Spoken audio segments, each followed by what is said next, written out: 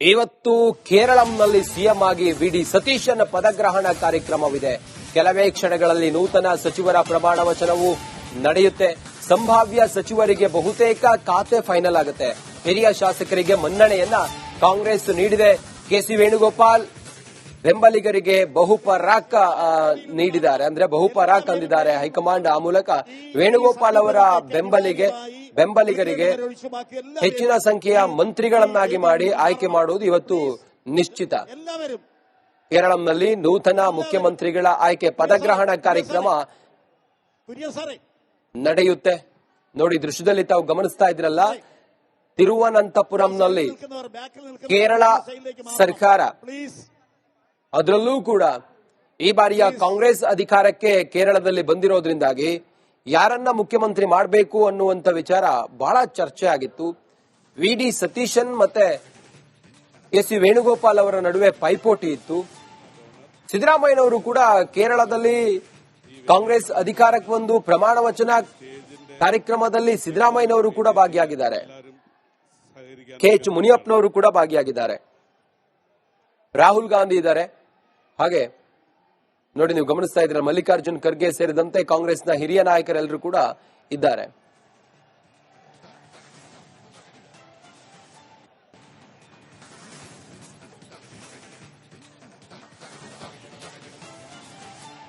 ದೃಶ್ಯದಲ್ಲಿ ತಾವೇನ್ ನೋಡ್ತಾ ಇದ್ರಲ್ಲ, 4ನೇ ತಾರೀಕು ಫಲಿತಾಂಶ ಬಂದರೂ ಕೂಡ ಇಲ್ಲಿವರೆಗೂ ಕೂಡ ಯಾರು ಪ್ರಮಾಣ ವಚನ ಸ್ವೀಕರಿಸ್ತಾರೆ, ಯಾರು ಮುಖ್ಯಮಂತ್ರಿ ಆಗ್ತಾರೆ ಕೇರಳಂನಲ್ಲಿ ಅನ್ನುವಂತ ಚರ್ಚೆಗಳಿದ್ವು. ಆದ್ರೆ ಫೈನಲಿ ವಿಡಿ ಸತೀಶನ್ ಅವರನ್ನ ಈಗ ಪ್ರಮಾಣ ವಚನ ಸ್ವೀಕರಿಸುವುದಕ್ಕೆ ಹೈಕಮಾಂಡ್ ಎಲ್ಲಾ ಲೆಕ್ಕಾಚಾರಗಳನ್ನ ಮಾಡಿ ಅವರನ್ನ ಆಯ್ಕೆ ಮಾಡಿರೋದ್ರಿಂದಾಗಿ ಪ್ರಮಾಣ ವಚನ ಕಾರ್ಯಕ್ರಮ ಇನ್ನೇನು ಕೆಲವೇ ಹೊತ್ತಿನಲ್ಲಿ ಆರಂಭವಾಗುತ್ತೆ.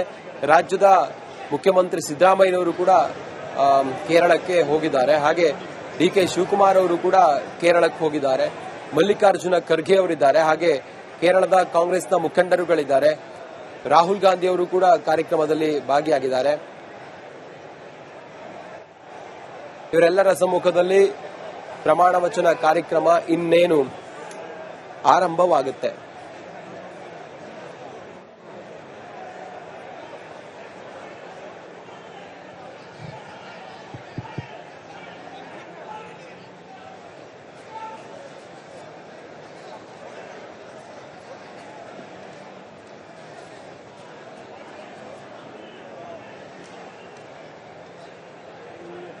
ಇಂದು ಕೇರಳದಲ್ಲಿ ನೂತನ ಸರ್ಕಾರ ಅಧಿಕಾರಕ್ಕೆ ಪ್ರಮಾಣ ವಚನ ಸ್ವೀಕರಿಸುವಂತ ಸಮಯ. ಮುಖ್ಯಮಂತ್ರಿಯಾಗಿ ವಿಡಿ ಸತೀಶನ್ ಅವರು ಪ್ರಮಾಣ ವಚನವನ್ನ ಸ್ವೀಕರಿಸಲಿದ್ದಾರೆ. ಕೆಲವೇ ಕ್ಷಣಗಳಲ್ಲಿ ಪ್ರಮಾಣ ವಚನವನ್ನ ರಾಜ್ಯಪಾಲರು ಅವರಿಗೆ ಬೋಧಿಸಲಿದ್ದಾರೆ.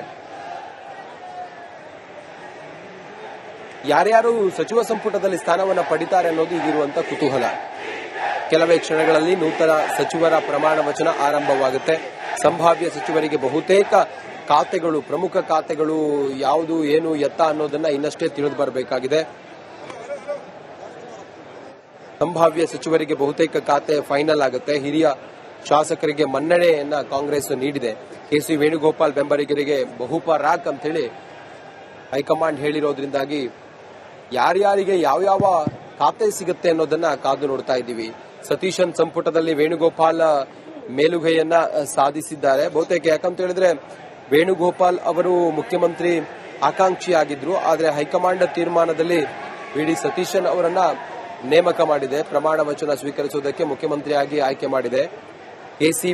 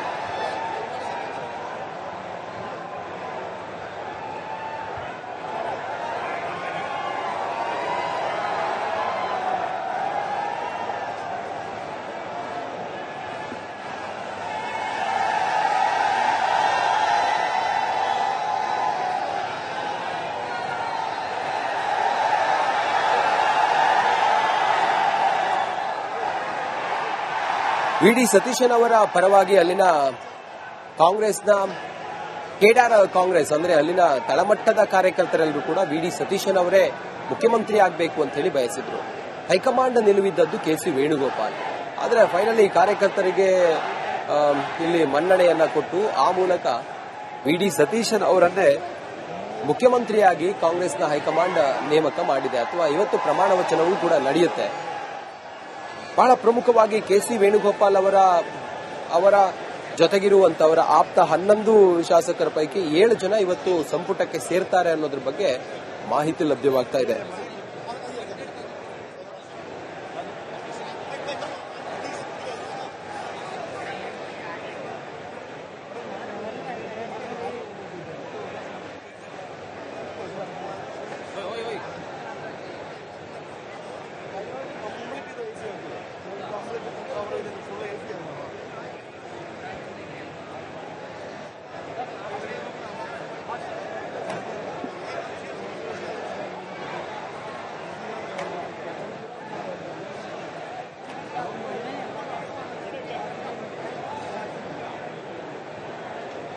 ಇವತ್ತು ಕೇರಳಂನಲ್ಲಿ ಸಿಎಂ ಆಗಿ ವಿ.ಡಿ. ಸತೀಶನ್ ಪದಗ್ರಹಣ ಕಾರ್ಯಕ್ರಮವಿದೆ. ಕೆಲವೇ ಕ್ಷಣಗಳಲ್ಲಿ ನೂತನ ಸಚಿವರ ಪ್ರಮಾಣ ವಚನವು ನಡೆಯುತ್ತೆ. ಸಂಭಾವ್ಯ ಸಚಿವರಿಗೆ ಬಹುತೇಕ ಖಾತೆ ಫೈನಲ್ ಆಗುತ್ತೆ. ಹಿರಿಯ ಶಾಸಕರಿಗೆ ಮನ್ನಣೆಯನ್ನ ಕಾಂಗ್ರೆಸ್ ನೀಡಿದೆ. ಕೆ.ಸಿ. ವೇಣುಗೋಪಾಲ್ ಬೆಂಬಲಿಗರಿಗೆ ಬಹುಪರಾಕ್ ನೀಡಿದ್ದಾರೆ, ಅಂದ್ರೆ ಬಹುಪರಾಕ್ ಅಂದಿದ್ದಾರೆ ಹೈಕಮಾಂಡ್. ಆ ಮೂಲಕ ವೇಣುಗೋಪಾಲ್ ಅವರ ಬೆಂಬಲಿಗರಿಗೆ ಹೆಚ್ಚಿನ ಸಂಖ್ಯೆಯ ಮಂತ್ರಿಗಳನ್ನಾಗಿ ಮಾಡಿ ಆಯ್ಕೆ ಮಾಡುವುದು ಇವತ್ತು ನಿಶ್ಚಿತ. ಕೇರಳಂನಲ್ಲಿ ನೂತನ ಮುಖ್ಯಮಂತ್ರಿಗಳ ಆಯ್ಕೆ ಪದಗ್ರಹಣ ಕಾರ್ಯಕ್ರಮ ನಡೆಯುತ್ತೆ.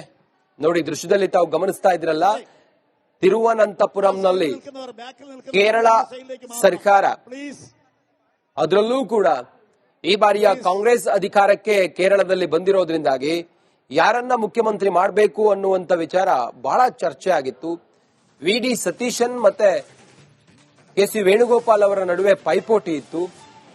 ಸಿದ್ದರಾಮಯ್ಯನವರು ಕೂಡ ಕೇರಳದಲ್ಲಿ ಕಾಂಗ್ರೆಸ್ ಅಧಿಕಾರಕ್ಕೆ ಬಂದು ಪ್ರಮಾಣ ವಚನ ಕಾರ್ಯಕ್ರಮದಲ್ಲಿ ಸಿದ್ದರಾಮಯ್ಯನವರು ಕೂಡ ಭಾಗಿಯಾಗಿದ್ದಾರೆ. ಕೆ.ಎಚ್. ಮುನಿಯಪ್ಪನವರು ಕೂಡ ಭಾಗಿಯಾಗಿದ್ದಾರೆ. ರಾಹುಲ್ ಗಾಂಧಿ ಇದ್ದಾರೆ. ಹಾಗೆ ನೋಡಿ, ನೀವು ಗಮನಿಸ್ತಾ ಇದ್ರೆ ಮಲ್ಲಿಕಾರ್ಜುನ್ ಖರ್ಗೆ ಸೇರಿದಂತೆ ಕಾಂಗ್ರೆಸ್ನ ಹಿರಿಯ ನಾಯಕರೆಲ್ಲರೂ ಕೂಡ ಇದ್ದಾರೆ.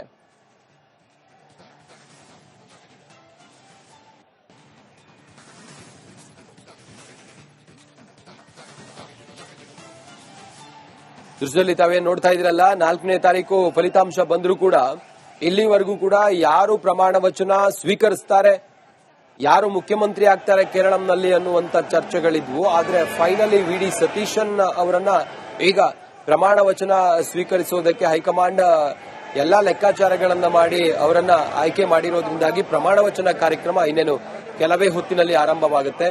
ರಾಜ್ಯದ ಮುಖ್ಯಮಂತ್ರಿ ಸಿದ್ದರಾಮಯ್ಯನವರು ಕೂಡ ಕೇರಳಕ್ಕೆ ಹೋಗಿದ್ದಾರೆ. ಹಾಗೆ ಡಿ.ಕೆ. ಶಿವಕುಮಾರ್ ಅವರು ಕೂಡ ಕೇರಳಕ್ಕೆ ಹೋಗಿದ್ದಾರೆ. ಮಲ್ಲಿಕಾರ್ಜುನ ಖರ್ಗೆ ಅವರಿದ್ದಾರೆ. ಹಾಗೆ ಕೇರಳದ ಕಾಂಗ್ರೆಸ್ನ ಮುಖಂಡರುಗಳಿದ್ದಾರೆ. ರಾಹುಲ್ ಗಾಂಧಿ ಅವರು ಕೂಡ ಕಾರ್ಯಕ್ರಮದಲ್ಲಿ ಭಾಗಿಯಾಗಿದ್ದಾರೆ. ಇವರೆಲ್ಲರ ಸಮ್ಮುಖದಲ್ಲಿ ಪ್ರಮಾಣ ವಚನ ಕಾರ್ಯಕ್ರಮ ಇನ್ನೇನು ಆರಂಭವಾಗುತ್ತೆ.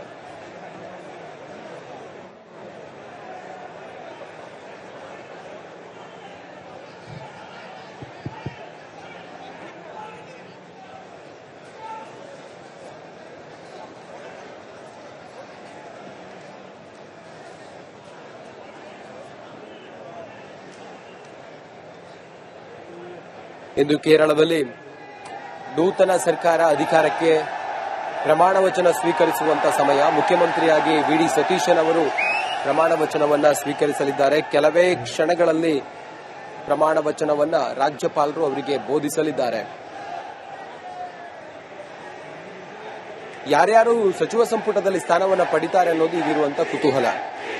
ಕೆಲವೇ ಕ್ಷಣಗಳಲ್ಲಿ ನೂತನ ಸಚಿವರ ಪ್ರಮಾಣ ವಚನ ಆರಂಭವಾಗುತ್ತೆ. ಸಂಭಾವ್ಯ ಸಚಿವರಿಗೆ ಬಹುತೇಕ ಖಾತೆಗಳು, ಪ್ರಮುಖ ಖಾತೆಗಳು ಯಾವುದು, ಏನು, ಎತ್ತ ಅನ್ನೋದನ್ನ ಇನ್ನಷ್ಟೇ ತಿಳಿದು ಬರಬೇಕಾಗಿದೆ. ಸಂಭಾವ್ಯ ಸಚಿವರಿಗೆ ಬಹುತೇಕ ಖಾತೆ ಫೈನಲ್ ಆಗುತ್ತೆ. ಹಿರಿಯ ಶಾಸಕರಿಗೆ ಮನ್ನಣೆಯನ್ನ ಕಾಂಗ್ರೆಸ್ ನೀಡಿದೆ. ಕೆ.ಸಿ. ವೇಣುಗೋಪಾಲ್ ಬೆಂಬಲಿಗರಿಗೆ ಬಹುಪರಾಕ್ ಅಂತ ಹೇಳಿ ಹೈಕಮಾಂಡ್ ಹೇಳಿರೋದ್ರಿಂದಾಗಿ ಯಾರ್ಯಾರಿಗೆ ಯಾವ್ಯಾವ ಖಾತೆ ಸಿಗುತ್ತೆ ಅನ್ನೋದನ್ನ ಕಾದು ನೋಡ್ತಾ ಇದ್ದೀವಿ. ಸತೀಶನ್ ಸಂಪುಟದಲ್ಲಿ ವೇಣುಗೋಪಾಲ್ ಮೇಲುಗೈಯನ್ನ ಸಾಧಿಸಿದ್ದಾರೆ. ಬಹುತೇಕ ಯಾಕಂತ ಹೇಳಿದ್ರೆ ವೇಣುಗೋಪಾಲ್ ಅವರು ಮುಖ್ಯಮಂತ್ರಿ ಆಕಾಂಕ್ಷಿ ಆಗಿದ್ರು. ಆದರೆ ಹೈಕಮಾಂಡ್ ತೀರ್ಮಾನದಲ್ಲಿ ವಿ.ಡಿ. ಸತೀಶನ್ ಅವರನ್ನ ನೇಮಕ ಮಾಡಿದೆ. ಪ್ರಮಾಣ ವಚನ ಸ್ವೀಕರಿಸುವುದಕ್ಕೆ ಮುಖ್ಯಮಂತ್ರಿಯಾಗಿ ಆಯ್ಕೆ ಮಾಡಿದೆ. ಕೆ.ಸಿ.